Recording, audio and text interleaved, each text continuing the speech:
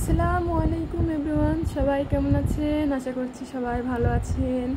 তো প্রথমেই আপনারা দেখলেন আমার জামাইয়ের হাতে দুইটা পাখি ছিল। এগুলো কি পাখি আপনারা অনেকেই জানেন না, এগুলো আমাদের গ্রামের ভাষায় ডাউক পাখি বলে।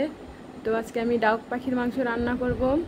তো প্রথমেই আমি এই যে আমার জামাই, আমার শ্বশুর পাখিগুলো জবাই করছে, তো আমি প্রথমে এগুলো ভালোভাবে চামড়া ছিলে নিব। এই যে দেখুন, দুইটা পাখি, বেশি না।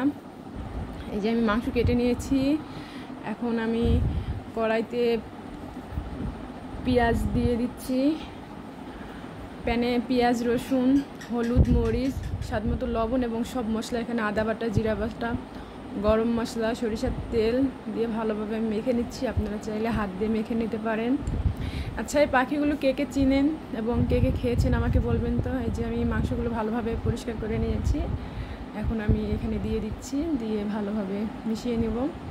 আপনারা চাইলে হাত দিয়ে সুন্দরভাবে মেখে নিতে পারেন। তো আমি হালকা একটু কষিয়ে নিচ্ছি। আমি গ্যাস জ্বালিয়ে দিয়েছি।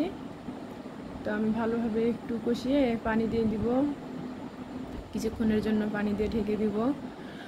অনেকে এই পাখিগুলো চিনে না, আবার অনেকেই চিনে, নাম জানে না। অনেকেই খেয়েছে, অনেকেই খায়নি।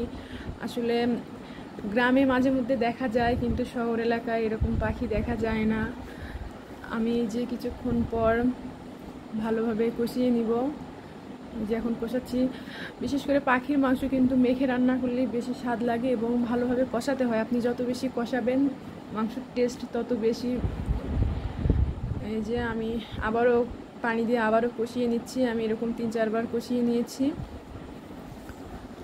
ভালোভাবে কষিয়ে নিব।